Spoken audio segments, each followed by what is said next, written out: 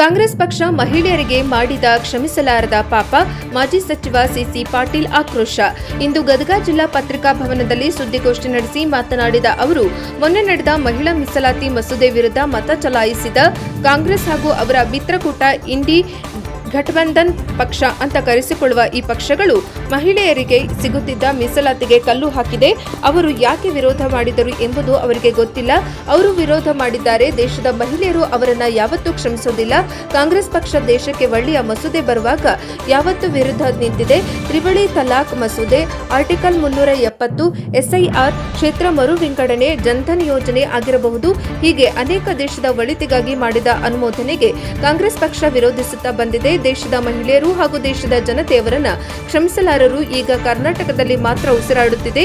May 4ಕ್ಕೆ result ಬಂದ ಮೇಲೆ ಕಾಂಗ್ರೆಸ್ ಪಕ್ಷ ಐಸಿಯುಗೆ ಹೋಗುತ್ತೆ. ದೇಶದಲ್ಲಿ ಎಷ್ಟು ರಾಜ್ಯದಲ್ಲಿ ಕಾಂಗ್ರೆಸ್ ಪಕ್ಷ ಆಡಳಿತದಲ್ಲಿ ಇದೆ, ಮುಂದಿನ ದಿನಮಾನಗಳಲ್ಲಿ ಕಾಂಗ್ರೆಸ್ ಪಕ್ಷಕ್ಕೆ ತಕ್ಕ ಪಾಠ ಕಲಿಸಲಿದ್ದಾರೆ ಎಂದು ಕಾಂಗ್ರೆಸ್ ಪಕ್ಷದ ವಿರುದ್ಧ ಹರಿಹಾಯ್ದರು. ವರದಿ ಕ್ಯಾಮರಾಮನ್ ಜಗದೀಶ್ ಜೊತೆ ಅಶೋಕ್ ಹೂಗಾರ್, NKS TV4 ಗದಗ. ಒಂದು ಸಾಂವಿಧಾನಿಕ ರಾಜಕೀಯ ಸ್ವತಂತ್ರವನ್ನ ಕಿತ್ತುಕೊಂಡಿರ್ತಕ್ಕಂಥ ಲಂಚಗೆಟ್ಟ ಕಾಂಗ್ರೆಸ್ ಸರ್ಕಾರ ಇವತ್ತು ಇಡೀ ದೇಶದ ಸ್ಥಿತಿ ಇವತ್ತು ಬೆತ್ತಲವಾಗಿ ಇವತ್ತು ನಿಂತುಕೊಂಡೈತೆ ಅಂತ ಹೇಳಿ ನಾನು ಇಲ್ಲಿ ಹೇಳ್ತಾ ಇದ್ದೇನೆ. ನಿಜವಾಗ್ಲೂ ಮಹಿಳೆಯರ ಬಗ್ಗೆ ಅವರು ಸಬಲೀಕರಣ ಅಂತ ಹೇಳ್ತಾ ಇದ್ರು. ಎಲ್ಲಿದೆ ಅವರು ನಮ್ಮ ಮಹಿಳೆಯರ ಬಗ್ಗೆ ಸಬಲೀಕರಣ? 131ನೇ ತಿದ್ದುಪಡಿ, ಮಹಿಳಾ ಮೀಸಲಾತಿ ವಿಧೇಯಕ ಮತ್ತು ಕ್ಷೇತ್ರ ಪುನರ್ ವಿಂಗಡಣೆ ಮಸೂದೆ ಪಾರ್ಲಿಮೆಂಟಿನಲ್ಲಿ ಮಂಡನೆಯಾದಾಗ ಕಾಂಗ್ರೆಸ್ ಮತ್ತು ಅದರ ಮಿತ್ರ ಪಕ್ಷಗಳು, ಇಂಡಿ ಒಕ್ಕೂಟ ಅಂತ ನಾವೇನ್ ಕರಿತೇವೆ, ಕೂಡಿಕೊಂಡು ಈ ಮಹಿಳಾ ಮೀಸಲಾತಿ ವಿಧೇಯಕವನ್ನ ಸೋಲಲಿಕ್ಕೆ ಕಾರಣ. ಮಸೂದೆ ಪಾಸ್ ಆಗೋದು ಸೋಲಾಗೋದು ಒಂದ್ ಕಡೆ ಆದ್ರ, ಸೋಲಾಗಿದ್ದಕ್ಕ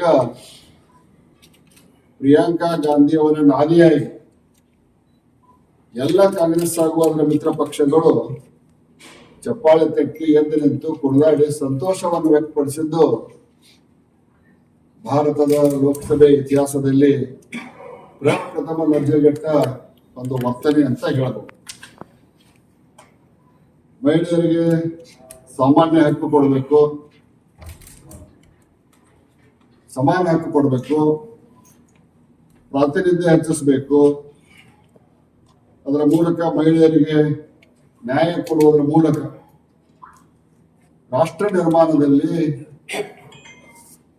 ಮಹಿಳೆಯರ ಶಕ್ತಿಯನ್ನ ಉಪಯೋಗ ಮಾಡಿಕೊಳ್ಬೇಕು ಅನ್ನೋದು ಈ ದೇಶದ ಹೆಮ್ಮೆಯ ಪ್ರಧಾನಿಗಳಾದಂಥ ನರೇಂದ್ರ ಮೋದಿ ಮತ್ತು ಗೃಹ ಸಚಿವರಾದಂಥ ಅಮಿತ್ ಶಾ ಅವರ ಉದ್ದೇಶವಾಗಿದೆ. ಇದು ನಿನ್ನೆ ಮೊನ್ನೆ ಇದ್ದಂತ ಹುಟ್ಟಿದಂತ ಬೇಡಿಕೆ ಅಲ್ಲ, ಅಥವಾ ಸನ್ಮಾನ್ಯ ನರೇಂದ್ರ ಮೋದಿಜಿಯವರು ಪ್ರಧಾನಮಂತ್ರಿ ಆದಂತ ಸಂದರ್ಭದಿಂದ ಹುಟ್ಟಿದ ಬೇಡಿಕೆ ಅಲ್ಲ. ಸುಮಾರು 30 ವರ್ಷಕ್ಕಿಂತ ಹೆಚ್ಚಿನಿಂದಲೂ ಕೂಡ ಈ ಬೇಡಿಕೆ ಇತ್ತು ಅನ್ನೋದನ್ನ ನಾವೆಲ್ಲ ತಿಳ್ಕೋಬೇಕು. 1971ರ ಜನಗಣತಿ ಪ್ರಕಾರ ಭಾರತದ ಜನಸಂಖ್ಯೆ 55 ಕೋಟಿ. 55 ಕೋಟಿಗೆ 543 ಲೋಕಸಭಾ ಸದಸ್ಯರಿದ್ರು, ಅಂದ್ರೆ MP ಸೀಟುಗಳಿದ್ದು. ಇವತ್ತು ಸರಿಸುಮಾರು 140 ಕೋಟಿ ಜನರನ್ನ ಭಾರತ ದೇಶ ದಾಟ್ತಾ ಇದೆ. ಇಷ್ಟೊಂದು ಬೃಹತ್ ಪ್ರಮಾಣದ ಜನಸಂಖ್ಯೆಯುಳ್ಳ ದೇಶವನ್ನ ಮುನ್ನಡೆಸಲಿಕ್ಕೆ ಲೋಕಸಭಾ ಸದಸ್ಯರ ಸಂಖ್ಯೆ ಹೆಚ್ಚಾಗುವುದು ಅನಿವಾರ್ಯ.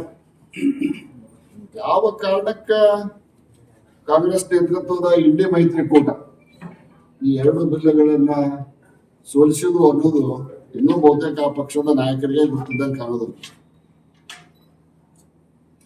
ಮಹಿಳೆಯರಿಗೆ ಶಕ್ತಿ ಕೊಡುವುದರಿಂದ ಕಾಂಗ್ರೆಸ್ ಪಕ್ಷದಲ್ಲಿ ಸಹೋದರರಿದ್ದಾರೆ. ಅವ್ರ ಮನೆಯಾಗೂ ಹೆಣ್ಣು ಮಕ್ಕಳು, ಸೋಷಿಯಲ್ ಸಮಾಜದಲ್ಲಿ ಮುಖ್ಯವಾಗಿ ಪ್ರಮುಖರಾದಂತ ತಾಯಂದಿರು ಕೂಡ ರಾಜಕಾರಣಕ್ಕೆ ಬರ್ಬೇಕನ್ನುವಂತ ಆಸೆ ಇದ್ದೇ ಇರ್ತೈತೆ. ಮಹಿಳಾ ಮೀಸಲಾತಿ ಹೆಚ್ಚಾಗೋದ್ರಿಂದ ಬರೀ ಬಿಜೆಪಿ ಒಳಗೆ ಅಷ್ಟೇ ಮಹಿಳೆಯರಿಲ್ಲ, ಎಲ್ಲ ಪಕ್ಷಗಳಲ್ಲಿ ತಾಯಂದಿರು ಇರ್ತಾರ.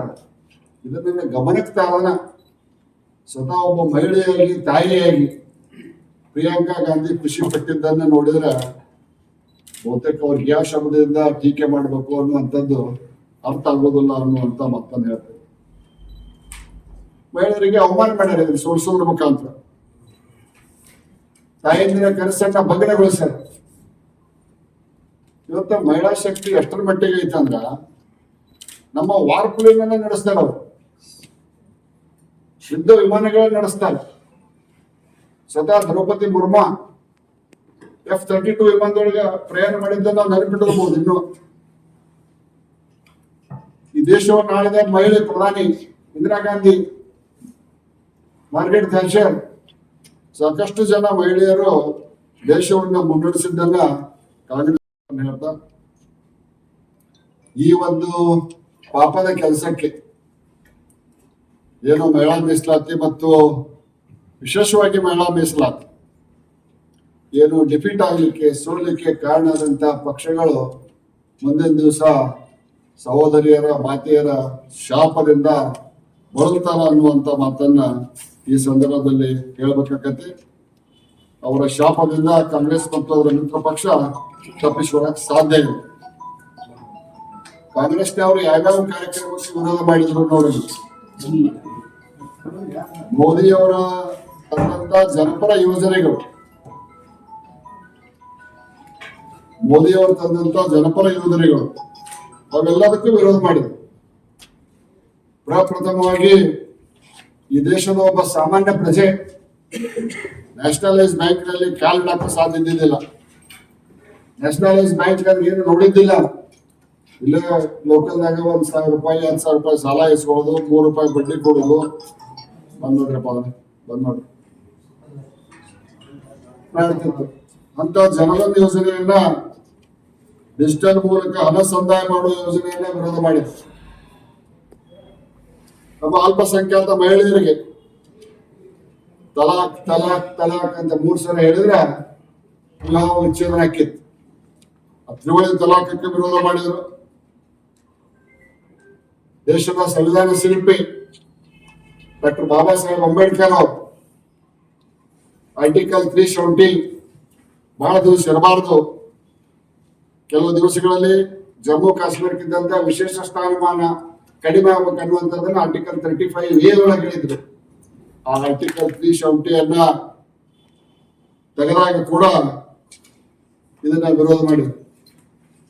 ಹೇಳಿದ್ರು ಆರ್ಟಿಕಲ್ 370 ತೆಗೆದ್ರ ಜಮ್ಮು ಕಾಶ್ಮೀರದಲ್ಲಿ ಅದನ್ನ ಸ್ವಿಚ್ ಆಫ್ ಮಾಡಕ್ ಬರುತ್ತಿಲ್ಲ ನಿಮಗೆ.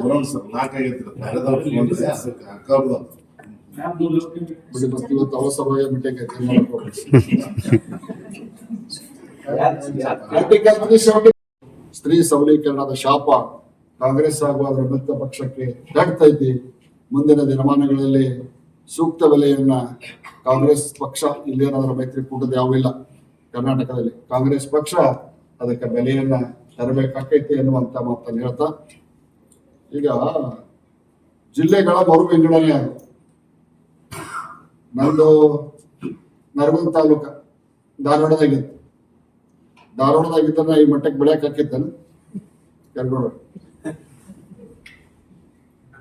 ಧಾರವಾಡದಾಗಿದ್ದ ಈ ಮಟ್ಟಕ್ಕೆ ಬೆಳೆಯಕ್ ಹಾಕಿದ್ದ ಯಾವಾಗ ಜಿಲ್ಲೆ ಆಯ್ತು, ಪಕ್ಷ ಅವಕಾಶ ಕೊಡ್ತಿ,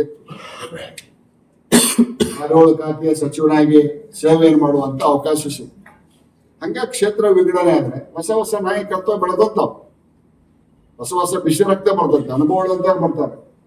ಅದಕ್ಕ ಇದನ್ನ ಭಾರತೀಯ ಜನತಾ ಪಕ್ಷ ಗದಗ ಜಿಲ್ಲೆಯ ಘಟಕ ತೀವ್ರವಾಗಿ ಖಂಡಿಸ್ತೈತಿ ಅನ್ನುವಂತ ಮಾತನ್ನ ಹೇಳಿಕೆ.